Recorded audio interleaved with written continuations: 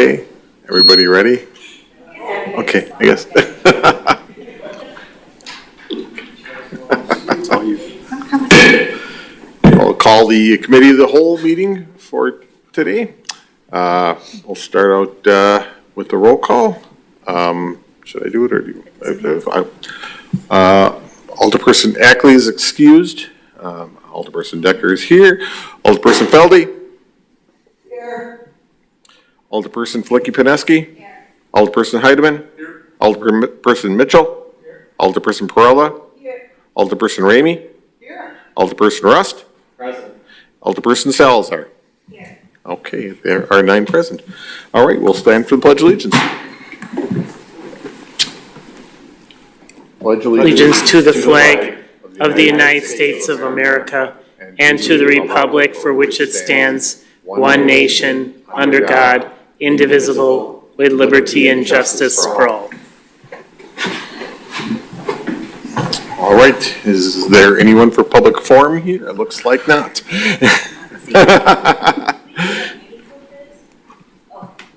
Okay, we'll start out with item number 4, strategic plan goals and objectives, and I believe Chad is the one that's going to be leading us on that.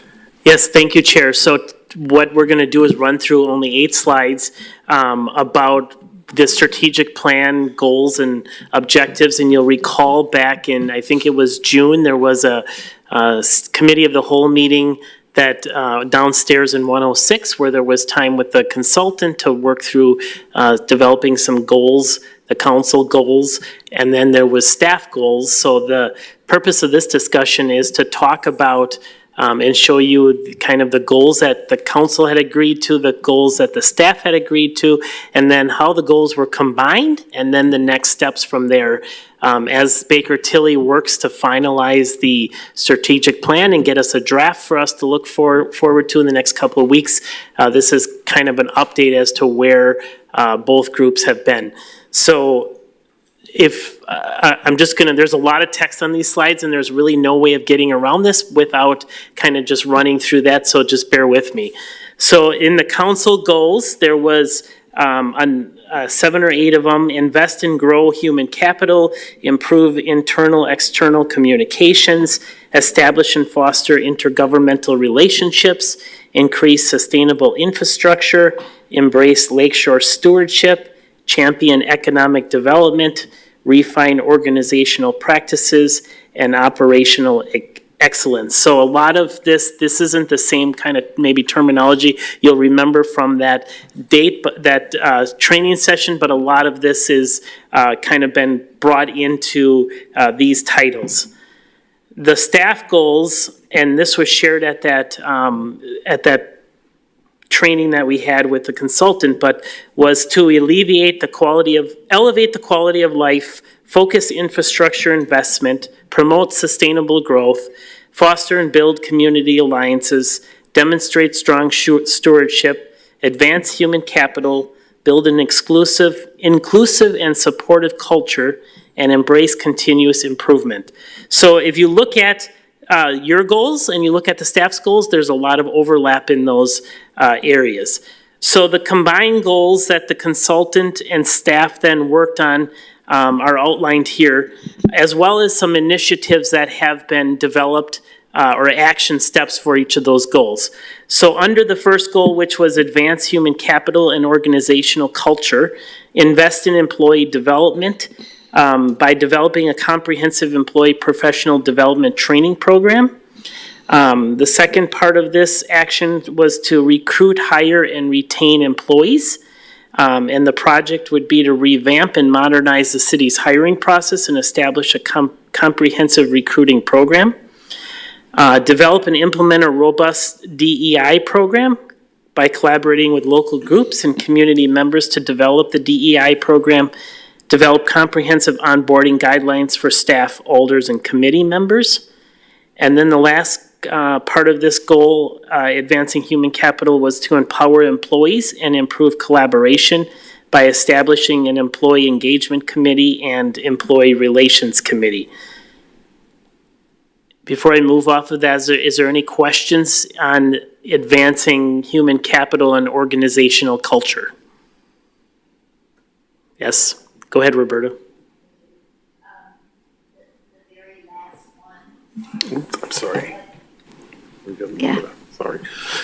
What does that really mean? What you'll see in a document that I'll be sharing with you later on this week with the consultant, there's a lot of individual employee-based initiatives, and the idea would be to establish employee committees from across the city of city employees that would help in the decision-making over handling some of these specific tasks. So it's basically empowering our employees to be part of the decision-making process. Okay, thank you. Anything else? So the next, if you can go back, okay, thanks. Embrace continuous improvements. This would be done by developing ongoing operational evaluation program and establishing a continuous improvement committee. Improving our internal and external communications.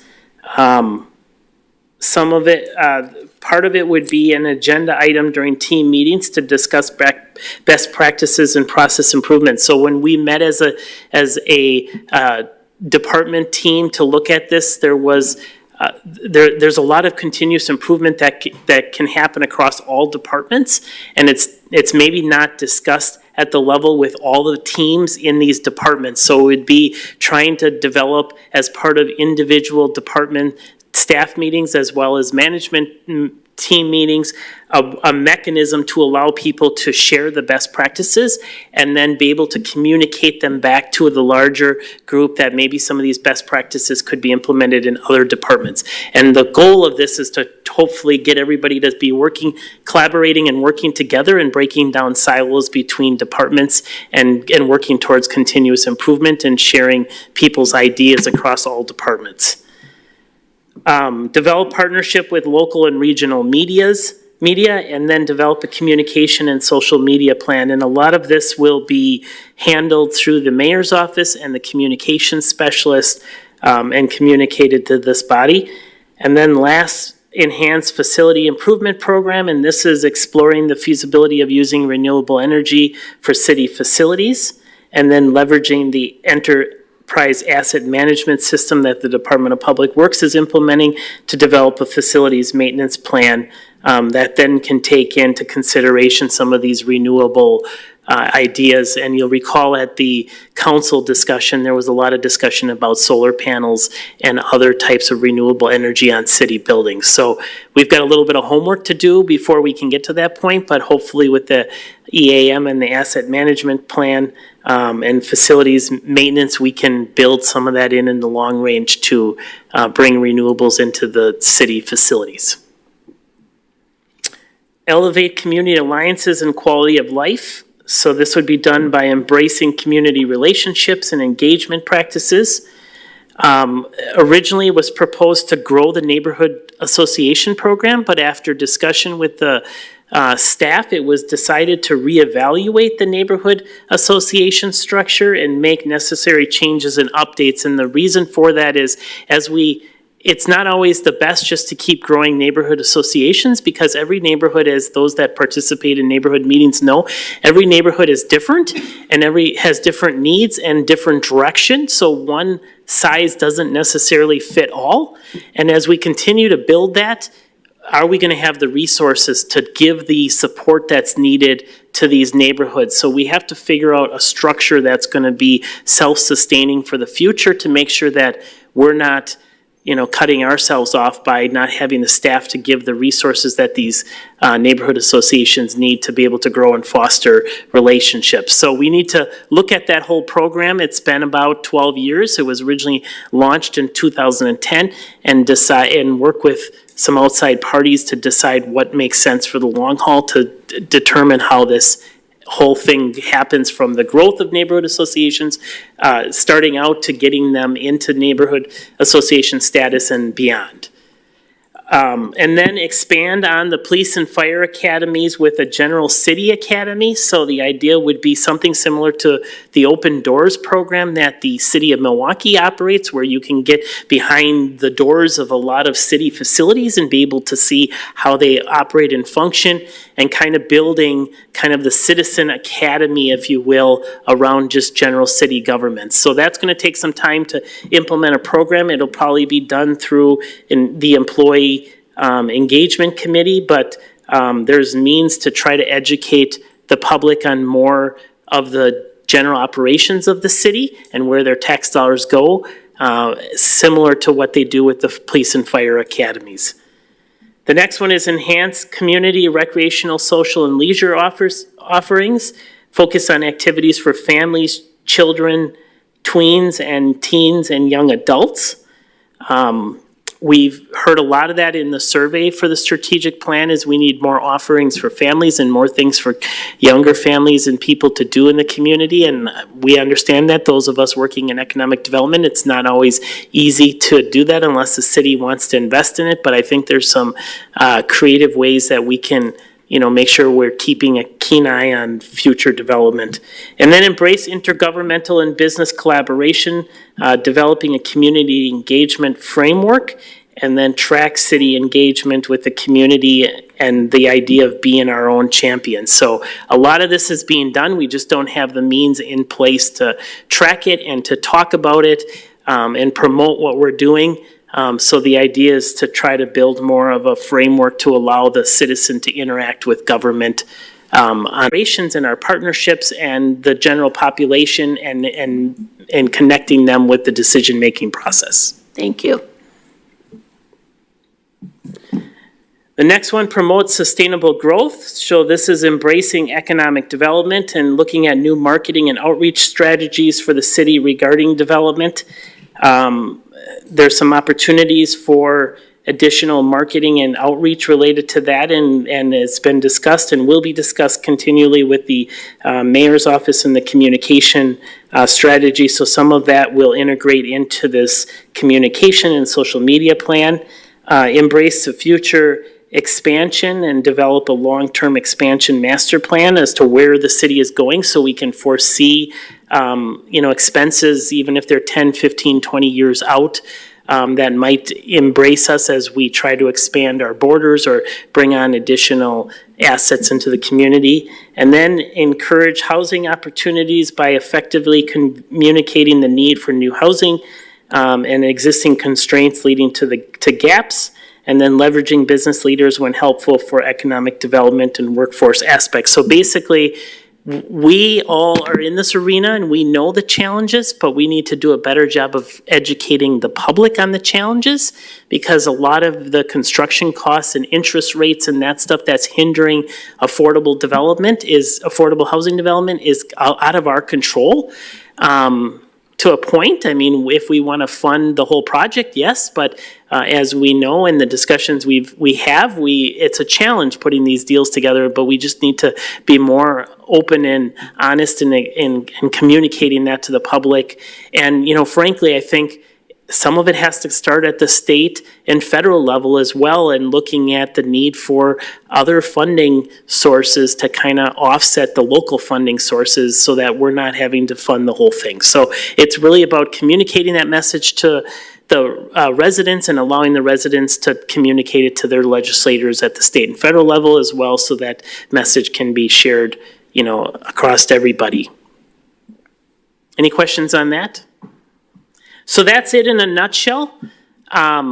We are meeting on, the department heads and the staff some of the staff from the departments are meeting on Friday to finalize accountabilities of who's going to take on these activities and the timeline in doing so. And that then would set the stage for finalizing the plan and being able to present a draft to the council and the staff in the next couple of weeks.